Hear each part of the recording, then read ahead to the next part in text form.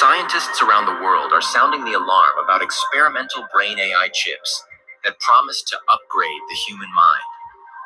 These devices can read electrical signals in your brain, translate them into text, and even predict what you're about to think next. But several researchers warn that such technology may become the most powerful surveillance tool ever created. A hacked brain AI chip could allow someone to steal your memories, emotions, or private thoughts without you even noticing. Tech companies say the chips will help paralyzed patients communicate and even control devices with their mind. But critics warn that once this technology becomes mainstream, it might be impossible to turn back. Some experts believe brain AI chips could change what it means to be human, blurring the line between biology and software. Others fear a future where thoughts are no longer private, and the mind becomes a target for corporations and governments. One thing is clear: brain AI chips are coming faster than anyone expected, and scientists warn, once your brain is connected to the cloud, someone else might eventually get the password. You ever notice how? All right, first of all, I want to give all praises to Yahweh, Bahashim Yahushai, Bahashim Rakakadash. Double honor to the apostles and elders of Great Millstone. Salutation to all the brothers and a few sisters out there. Unto the foreigners from the seed of Abraham, Isaac, and Jacob. Shalom in the Hebrew, which means peace. Our favorite subject, which we'll never get tired of it until we're in the kingdom. I mean, before we get to the kingdom. But as you can hear from what I didn't read the same read, but I didn't watch the whole thing. But these one parts alone, and when they tell you about the experts, what they think, and so forth, even that room of error should always be examined. In other words, they're selling what they're going to sell to the people. They have to get everybody in a supply and demand mindset. In other words, they have to sell safety, but yet they can't sell you safety knowing that you may be hacked. So everything about this man and everything that he's trying to do is going to equal to death. Because we should know by now, if you receive this thing willingly, you are going to be destroyed. All right? And if they force it in you, you was never part of the elect. But this man has gotten his plans in motion for a long period of time. And he himself, with all his flaws, the piece of shit that they are, is trying to sell it to the people. Okay? Matter of fact, let me see if I can get that real quick. I think I'll make this too long. Seductive.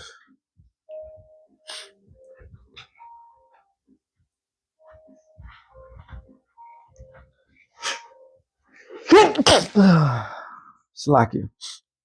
It says, Proverbs 12 and 26. The righteous is more excellent than his neighbor, but the way of the wicked seduceth him. So the ways of the wicked is going to seduce the people. This is why, I got to bring this up. Revelation 17:6, I believe. Revelation 17:6. It says, I saw the woman drink with the blood of the saints, which are you Negroes, Latinos, and Native Americans. The women represent whom? America. All right. They're drinking off of our blood. How is America established? Through the bloodshed. All right. Of blacks, Latinos, and Native Americans. And to this day, they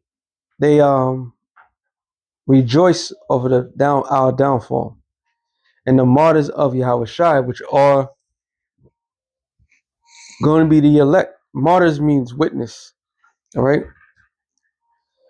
And in this day and time, when they implement their beast system, they're going to behead many of the saints of Yahweh Bashem Yahushai.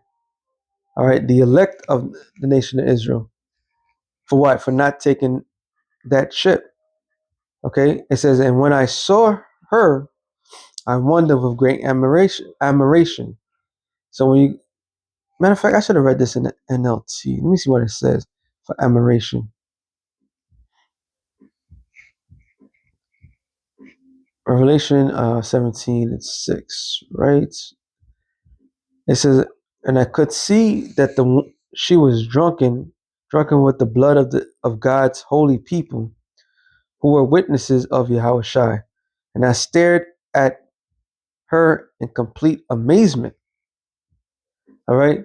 So when John saw this, he saw the enticing um, power that this land would have, that had on him. And that's why the angel got on John's case right away. So they're making this thing enticing. Once again, I've been saying this for a while now. They had to build a system in order for you to feel lost without it. All right. And to be one with the technology that they telling you is no good for you. All right. So they're leading the people, the majority of the people, to the slaughter. So they're seducing people. All right. Take that, you know what? Real quick, Isaiah 32 and 5, it states, matter of fact, I'll read an NLT. It says, in that day, ungodly fools will not be heroes, scoundrels will not be respected. For the fools speak foolishness and make evil plans. They practice ungodliness and spread false teaching about the Lord. They deprive the hunger of food, give no water to the thirsty. They smooth tricks of scoundrels are evil. So this is a smooth trick. I mean, it's not that smooth, but when you entice the people, you constantly, through gradualism, uh, um, make things more convenient for the. I'm watching a commercial, and it's a Spectrum commercial business, and everybody was supposed to be in this hockey arena, and they all looking at their phones while they were supposed to be watching the game. So here it is. They sell you the idea of being part of technology.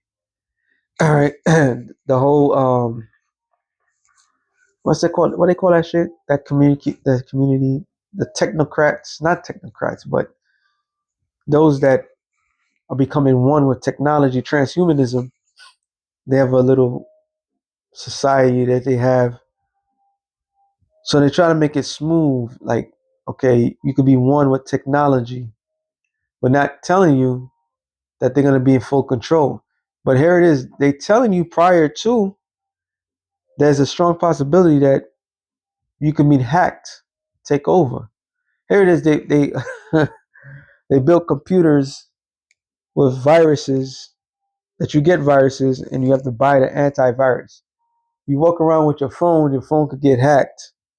All these other shit, you have to buy a phone blocker so you won't get hacked. So how much more when this shit comes? So they're even planning to hustle you even in the time of your prior to your destruction. This is the rulership of an evil man. All right. This is that scoundrel. So it says the smooth tricks of the scoundrel are evil. They plot crooked schemes. They lie to convict the poor, even when the cause of the poor is just. So they lie. They make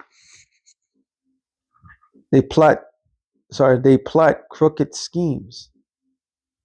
Here in New York, they're gonna get rid of the Metro card. They're gonna give everybody a card named the Omni, and you can pay with your phone, or so they get their gradualism. And then even with that little vignette, they even show that people that lost limb can never get their limb. So the false miracles that they're gonna sell. This is all part of the devil um, seducing the people. But through the seduction, if a personnel takes these things, they will be destroyed. Revelations 14 and 9. I'm going to read it in the NLT. Let's see what it says. Then the third angel followed them, shouting, anyone who worships the beast and his statue, or his or who accepts his mark in their forehead or in their hand, which there was expression of the forehead. The forehead is the access to the mind. So it's a physical object that's going to be put into people. It's not a thought process. Okay? With that device, they can know what you're thinking before you think. That's full autonomy. That's full control. So you will not be of yourself. All right? And it says, must drink the wine of God's anger and is being poured full full strength unto God's cup of wrath. And they will be tormented with fire and burning sulfur in the presence of the holy angels and of the Lamb.